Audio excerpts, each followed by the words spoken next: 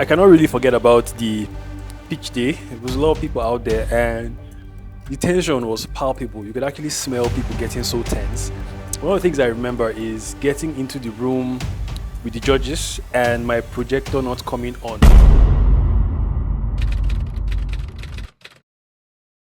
Hi, you're welcome to Double OG's channel, and today I'm going to be telling the story of how we got into the Agro-Hack Challenge. So an investor walked into the office in October and he was like, oh, you guys are doing so great. You've had farms, you've had to roll over 2 farm projects and you've paid back your investors in due time without hassle. And so he said, oh, I would like you guys to apply to this opportunity and see where you can go since you're already big in the farming industry. And that's how we got to know about the Agro-Hack Challenge. And truthfully, when we got info about the opportunity, I was a little surprised because this would be a great opportunity for us to validate our idea. So you may be asking, what does OG Capital really do? We create land for people who want to farm.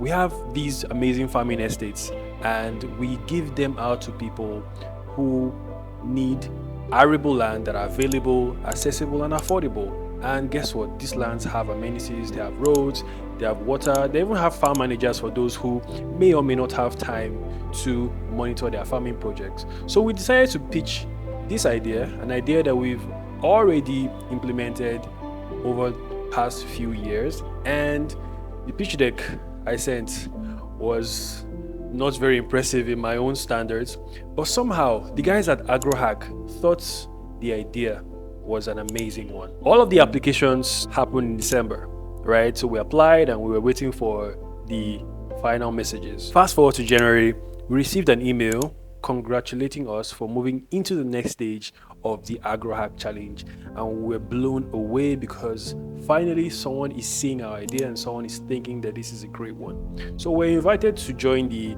pre-incubation 7-day online course where we were trained by the guys at 8 Gear and FCMB. It was an amazing 7-day program, great businesses. And guess what?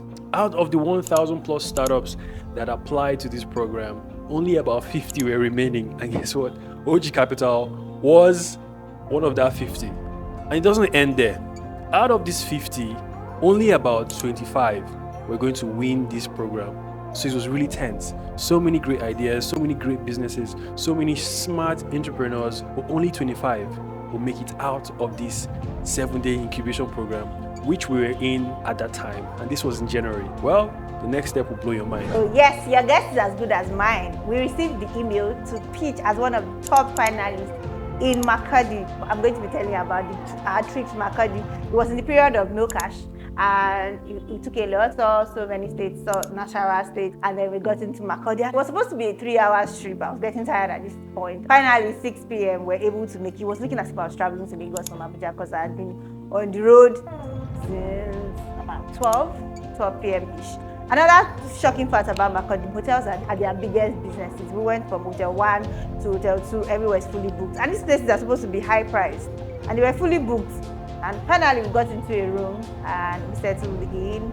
Then I settled in and prepared for the day of the pitch, which was the next day. I cannot really forget about the pitch day. There was a lot of people out there and the tension was palpable. You could actually smell people getting so tense.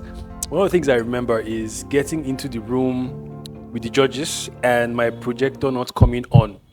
We spent about 5 minutes trying to get it on and I was already sweating. And the guys who were standing before were seasoned agriculturists, investors, and people who actually knew their game. And I'm just thinking, what is going through their mind? And what if we mess up here? And it's not like I'm new to pitching anyway.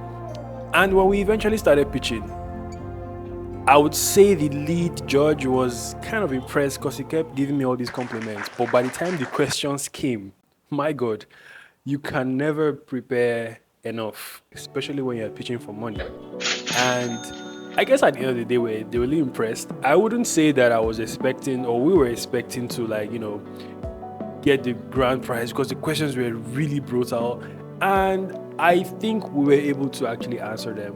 The next day was the announcement day. So to the announcement day, you know, when you are top 100, top 50, you encourage yourself, so you're not really free. I remember I woke up really early and got dressed and went to the hall. Tiny time they wasted and every tiny shenanigans they were doing were not of interest to me. I just wanted to, because we're just roughly about 25 persons in the hall and just a few people will get this prize, so I was not even having it.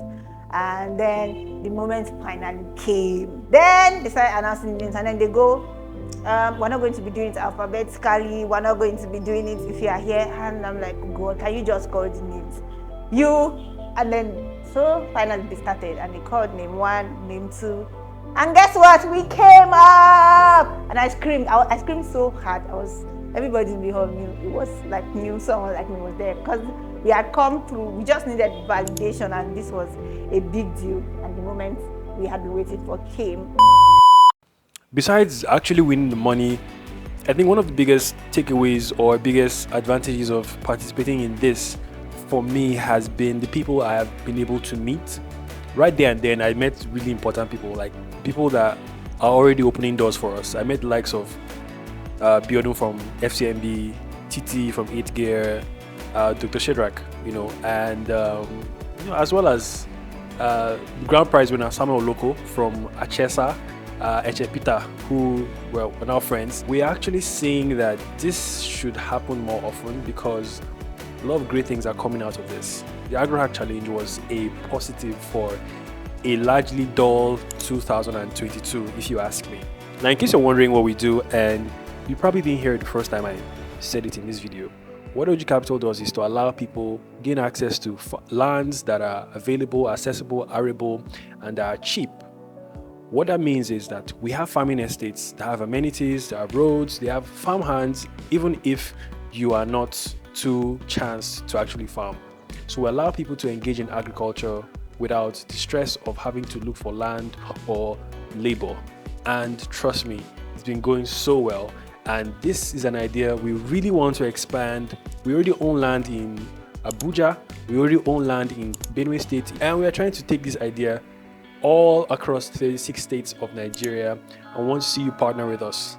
Thank you so much.